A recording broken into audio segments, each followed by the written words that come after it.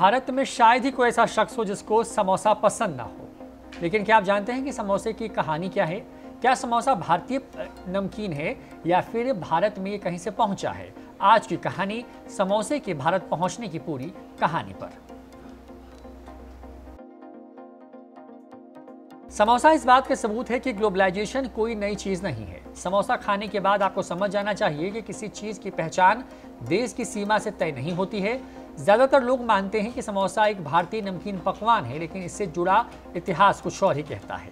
दरअसल समोसा मीलों दूर ईरान के प्राचीन साम्राज्य से आया है।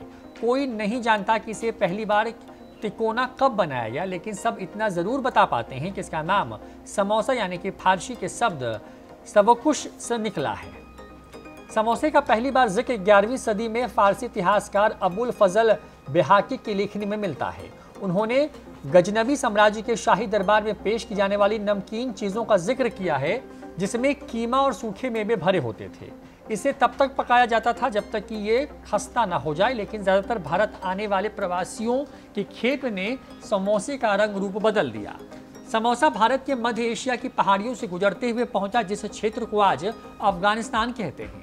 बाहर से आने वाले इन प्रवासियों ने भारत में काफी कुछ बदला और साथ ही साथ समोसे के स्वरूप में भी काफी बदलाव आया।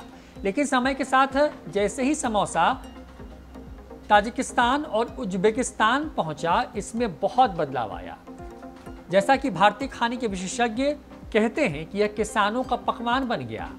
खास तरह का इसका रूप भी कायम रहा और इसे तल कर ही बनाया जाता था, लेकिन इसके अंदर इस्तेमाल होने वाले सूखे मेवे और फल की जगह बकरे या भेड़ की मीट ने ले ली, और जिसे कटे प्याज और नमक के साथ मिलकर बनाया जाता था। सदियों के बाद समोसे ने हिंदू कुश के बर्फीले दर्रों से होते हुए भारतीय उपमहाद्वीप तक अपना सफर तय किया।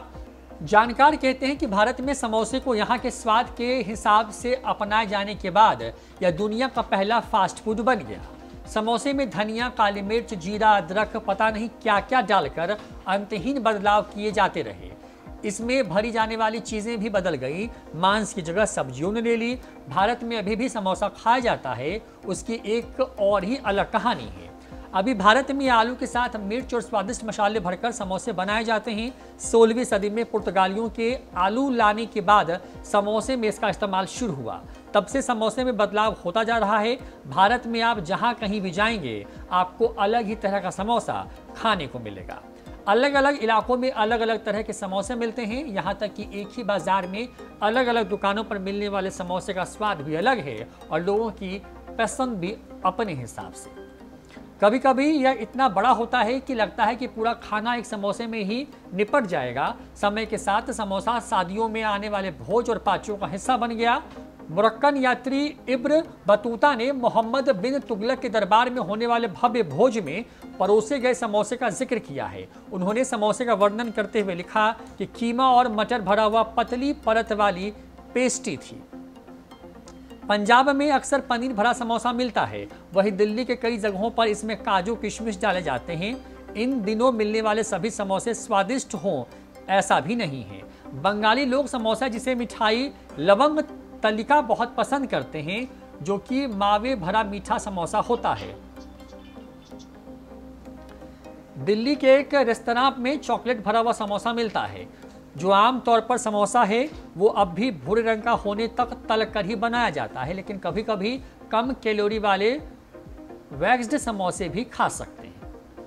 ब्रिटेन के लोग भी समोसा खूब चाव से खाते हैं और भारतीय प्रवासी पिछले कुछ सदियों में दुनिया में जहां कहीं भी गए, अपने साथ जो एक चीज लेकर गए वो समोसा है।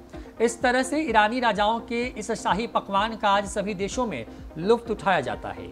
एक बात तो तय है कि समोसा दुनिया के किसी भी कोने में बनेगा, उसमें जो कुछ भी भरा जाए उसमें आपको भारतीयता का एहसास जरूर होगा।